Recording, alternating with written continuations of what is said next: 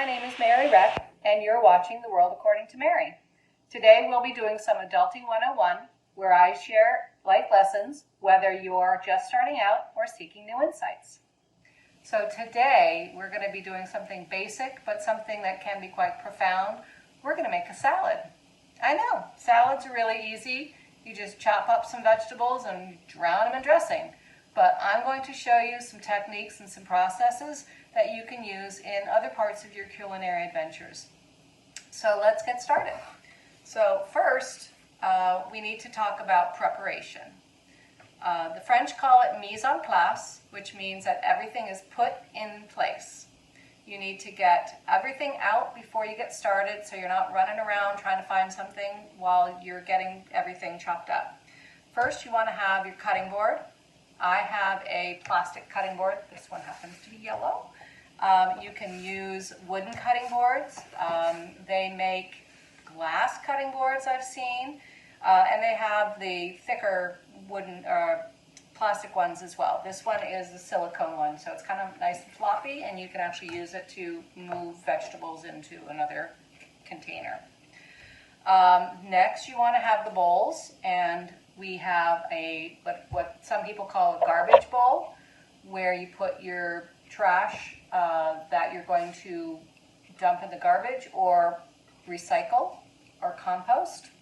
And then, of course, your salad bowls. I'm going to be making 2 salads, and I will show you how to do 1 or 2 salads. But today we're doing 2 salads because I'm having dinner with my boyfriend. And so let's get started. I have liked to use romaine lettuce. It's a nice sturdy lettuce. It lasts a long time in the refrigerator, and it's got a lot of flavor, and it stands up to a lot of different kinds of dressings. And you can see different kinds of romaine lettuce in the grocery store or other stores that you go to. This one I was introduced to by a friend.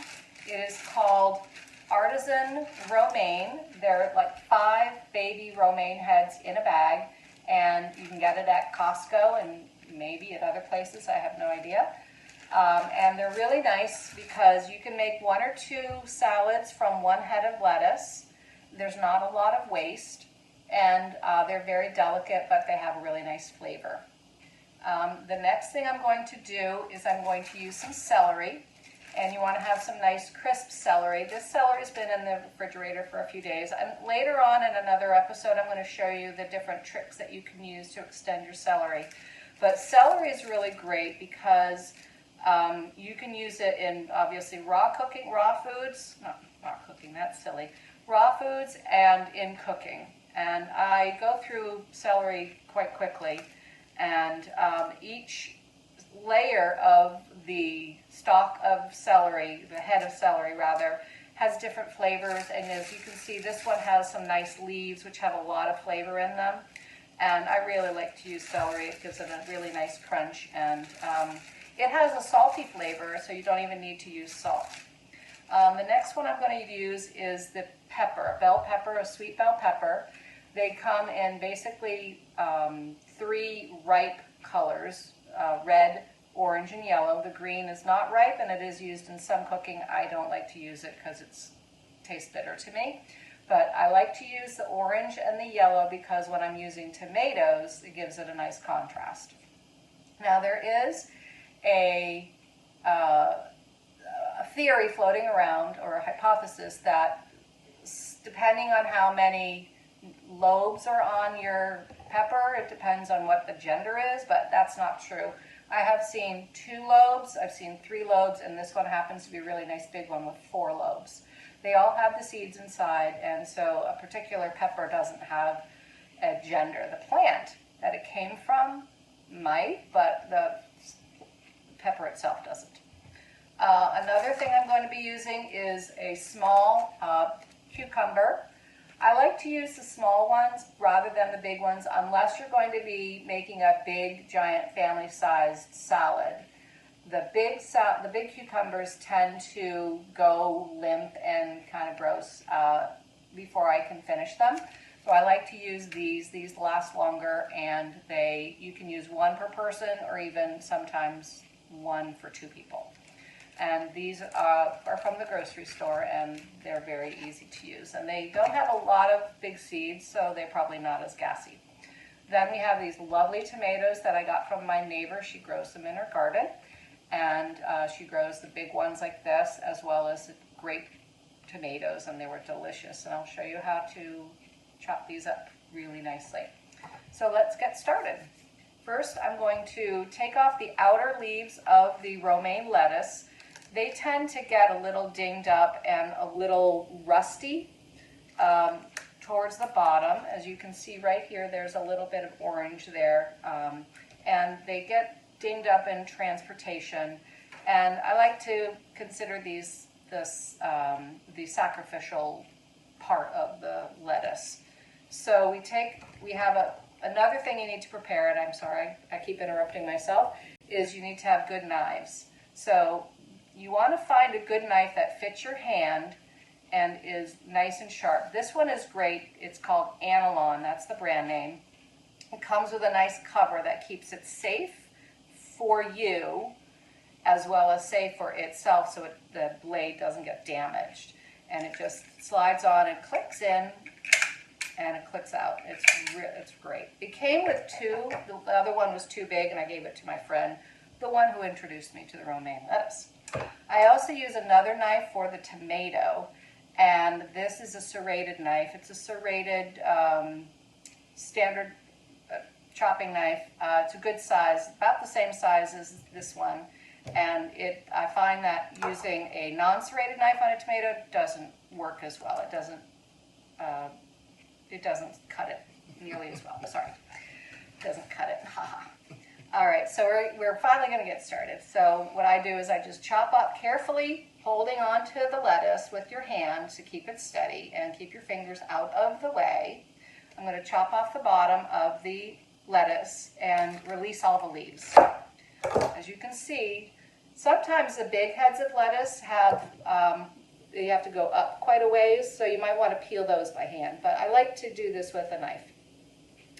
And then I'm going to cut this in half because it's going to make two salads. So I'm going to place it on the counter, on the cutting board, and with my hand over the knife and my fingers out of the way of the blade, I'm going to slice it down the center, carefully, all the way down to the bottom, so that you have two halves of the head.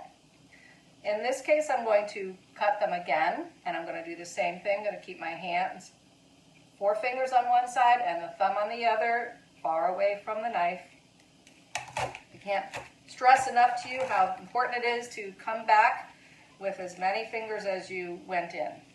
So we're going to chop it. This is called slicing, and this is called chopping. We're going to go across, and we're going to chop it into little pieces that are bite-sized.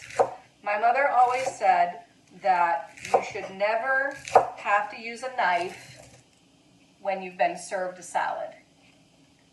If the pieces are too big and you need to use a knife to cut them to fit them into your mouth, the cook did something wrong. So we're going to take all of this lettuce, and it is quite a bit of lettuce. It is plenty for one salad, for a half a head of lettuce, and we're going to dump it in that bowl. And I'm going to do the same thing with the other one. I'm going to cut this in half, keeping my other hand over it to steady it, slicing it down and chopping it across.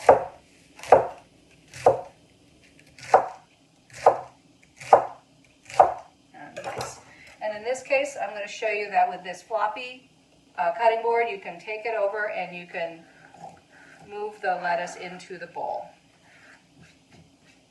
Okay. So the next item that I'm going to use is the celery. Just a standard way I have of making salads. I've just picked the ingredient list that I have, and it's just, I don't know, it's one of those weird things that I do, and I have it the same way all the time. Make sure, it helps me make sure that I haven't forgotten anything. So usually I use just 1 stalk per person, and if you'll excuse me, I'm going to go to the sink and rinse them off. I'm going to cut off the bottom, of course, but I'm still going to wash them off, and I'll be right back. And I'm back.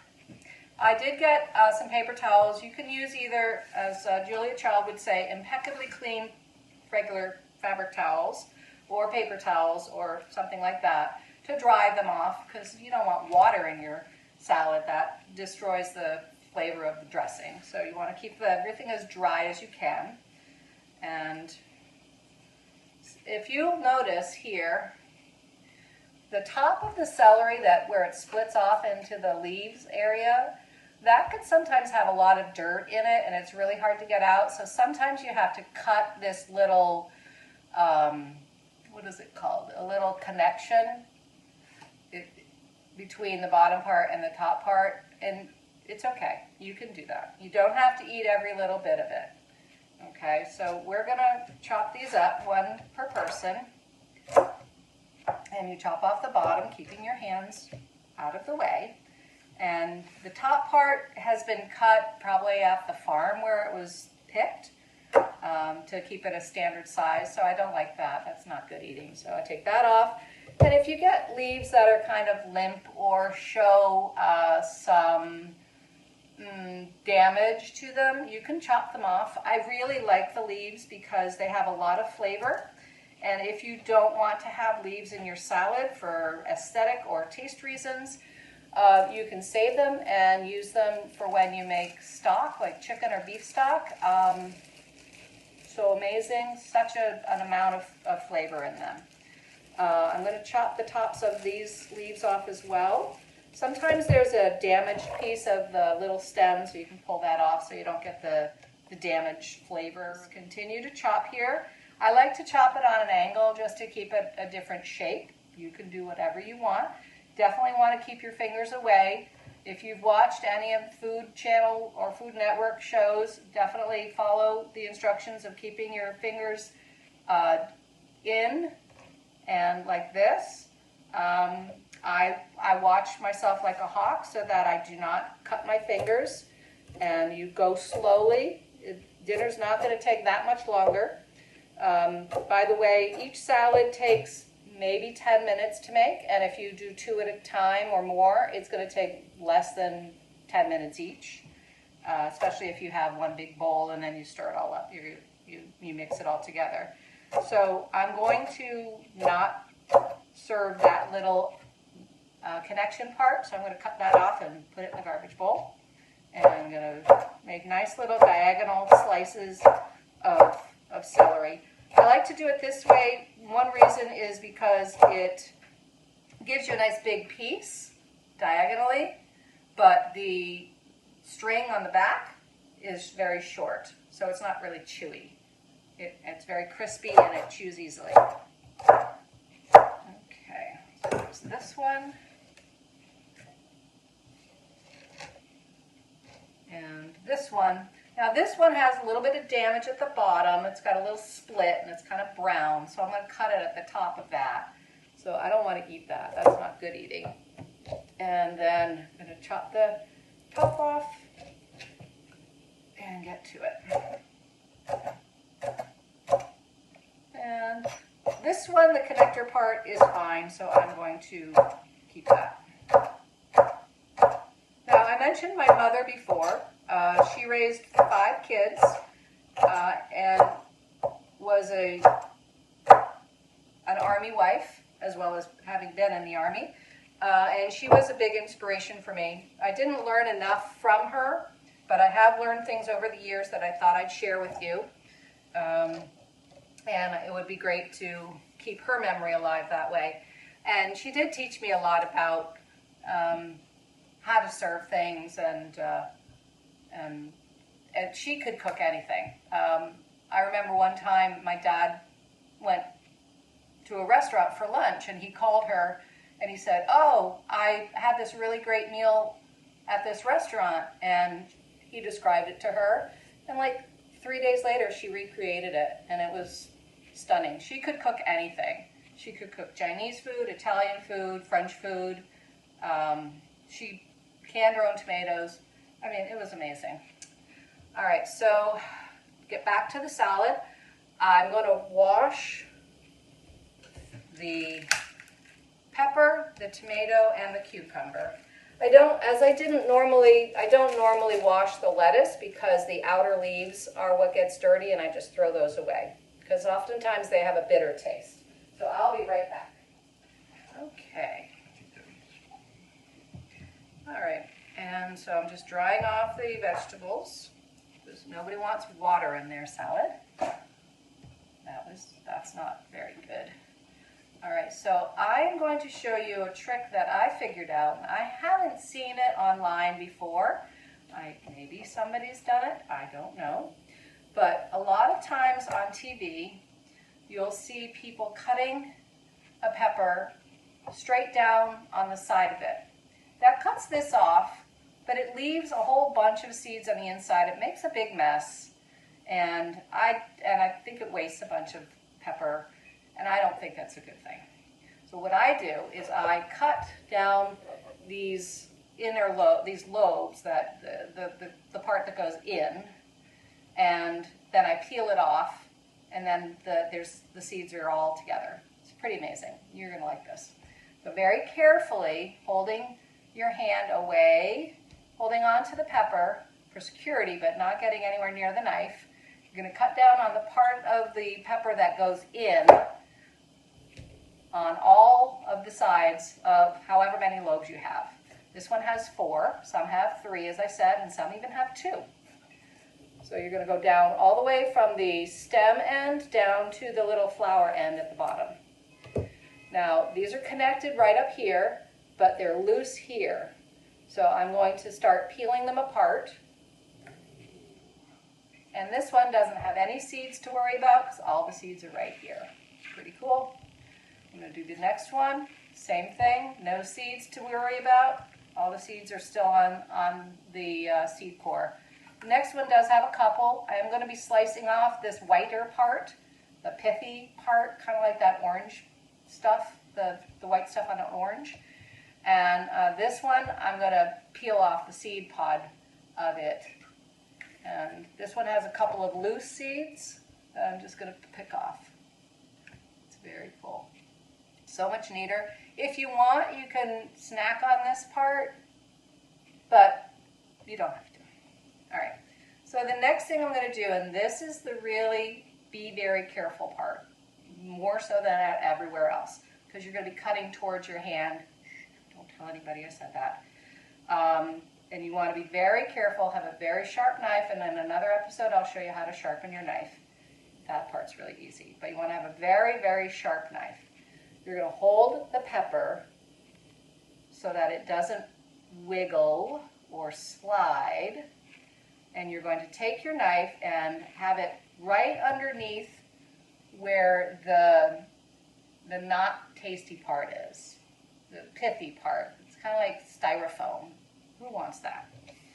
So you're going to take that and you're going to slide it underneath, taking as little of the meat as possible, all the way down to the end. And you're going to turn the pepper and you're going to go the other way. Oops, this one has a little baby seed in there. And you're going to go the other way, and they're going to meet down at the bottom of the pepper. And then I'm going to put my knife on both sides of that. See, both sides, like that, and slice it down. So this is all just good pepper meat, so to speak, and very little waste. So what I like to do for peppers is make them in little, well, not little, but big bite-sized dices. So you make them in long pieces. You're going to slice along the vertical part of the pepper, about 1 inch thick, wide. And you can make them thinner, especially if you're going to be cooking with them. I cook with peppers and onions a lot, and I slice them really, really, really, really thin. Otherwise, they don't cook. But these are great. They give you good mouthfeel and a lot of flavor. And you want to definitely hold on to the pepper and keep it nice and safe so your fingers don't get cut. And just carefully slice it. You definitely want to slice from the inside of the pepper.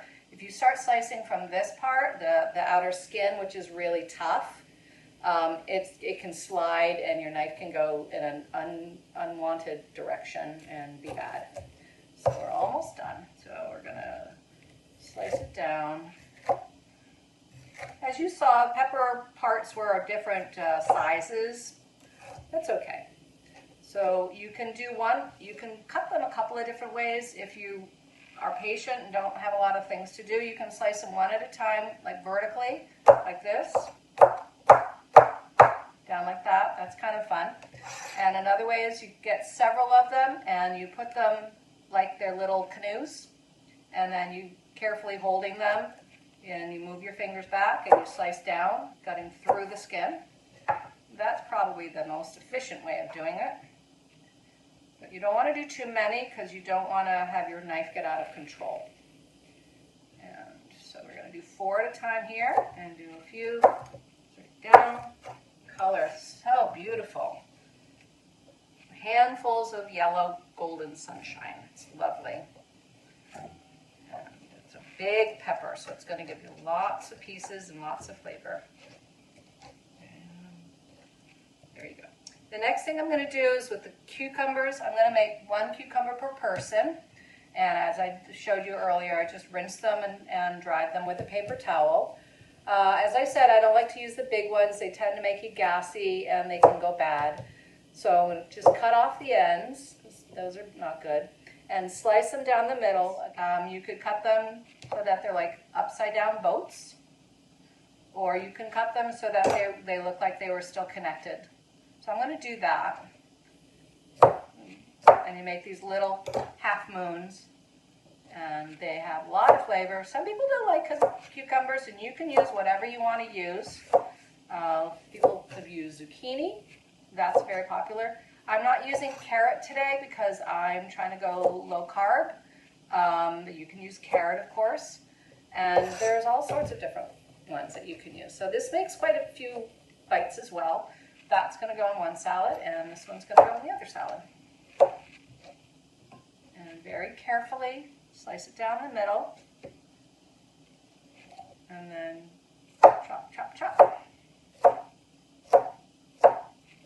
Keeping an eye on the knife and where your fingers are. And carefully, the last cut is always the hardest. There we go.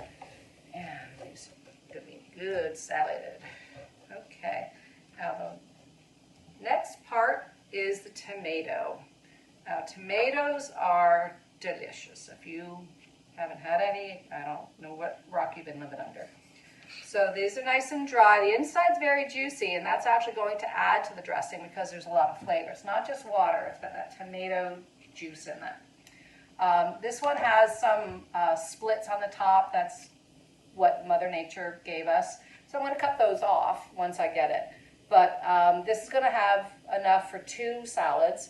I'm going to cut, and they, as you might be able to see, they have different indentations, and they grow in maybe 5 parts or 3 parts. I haven't studied it yet, but it's pretty cool. But I'm going to cut them in half first, and then I'm going to cut them in slices. So here we go. So this is a beautiful tomato. I'm going to cut off the top part of it, and that's going to get rid of the splits, and cut off the green part on the inside, keeping your finger out of the way of the knife. Okay, so I've pretty much got just good eating. So I'm going to cut it in half, and this should yield us 6 slices per person, 3 big chunks per one of these quarters.